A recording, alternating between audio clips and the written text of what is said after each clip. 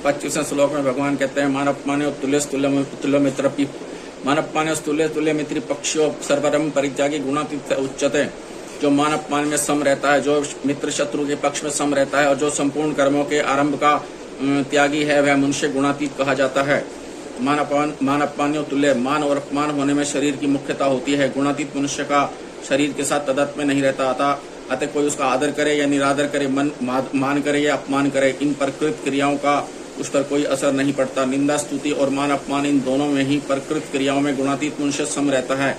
इन दोनों प्रकृत क्रियाओं का ज्ञान होना दोषी नहीं है, परंतु निंदा और अपमान में दुखी होना तथा स्तुति और मान में हर्षित होना दोषी है, क्योंकि ये दोनों ही प्रकृति के विकार हैं। गुणातीत पुरुष को निंदा स्तुति और मान अपमान का ज्ञान तो होता है, पर गुणों से संबंध विच्छेद होने से, नाम और शरीर के साथ तदात्म्य न होने से वह सुखी दुखी नहीं होता।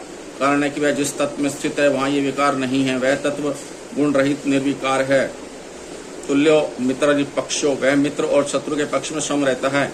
यद्यपि गुणातीत मनुष्य की दृष्टि में कोई मित्र और शत्रु नहीं होता, तथापि दूसरे लोग अपनी भावना के अनुसार उसे अपना मित्र अथवा शत्रु भी मान सकते हैं। साधारण मनुष्य को भी दूसरे लोग अपनी भावना के अनुसार मित्र या शत्रु मान सकते हैं, किंतु इस बात का पता लगने पर उस मनुष्य पर इसका असर पड़ता है, जिससे उसमें राग द्वेष उत्पन्न हो सकते हैं। परंतु गुणातीत मनुष्य पर इस बात का पता लगने पर भी कोई असर नहीं पड़ता। वस्तुतः मित्र और शत्रु की भावना के कारण ही व्यवहार में पक्षपात होता है। गुणातीत मनुष्य के कहलाने वाले अंतःकरण में मित्र शत्रु की भावना ही नहीं होती, अतः उसके व्यवहार में पक्षपात नहीं होता।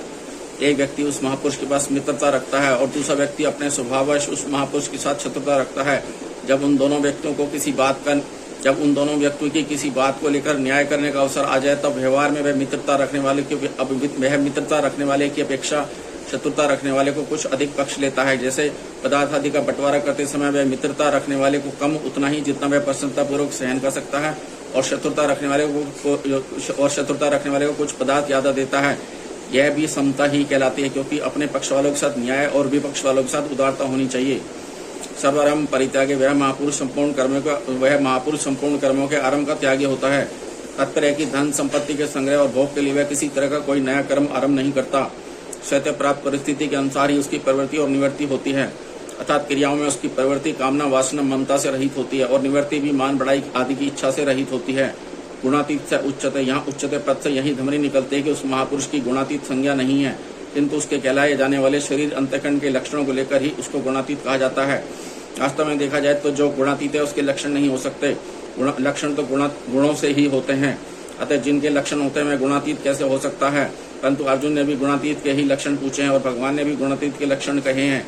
इसका तात्पर्य यह है कि लोग पहले उस गुणातीत की जिस शरीर और अंतःकरण में स्थिति मानते थे, उस शरीर और अंतःकरण के लक्षणों को लेकर वे उसमें आरोप करते हैं कि यह गुणातीत मनुष्य है।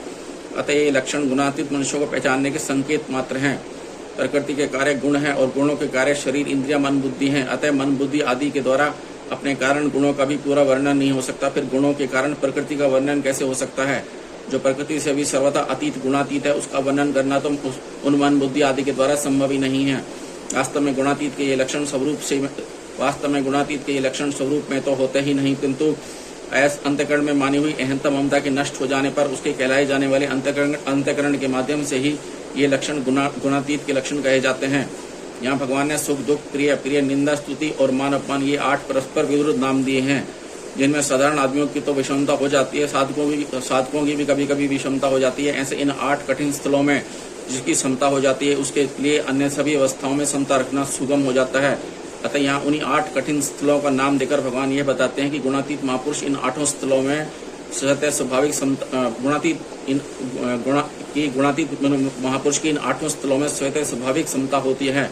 गुणातीत मनुष्य की जो स्वतः सिद्ध निर्विकारता है, उसका जो स्वाभाविक स्थिति है, उसमें अनुकूल प्रतिकूल परिस्थिति के आने जाने का कुछ भी फर्क नहीं पड़ता।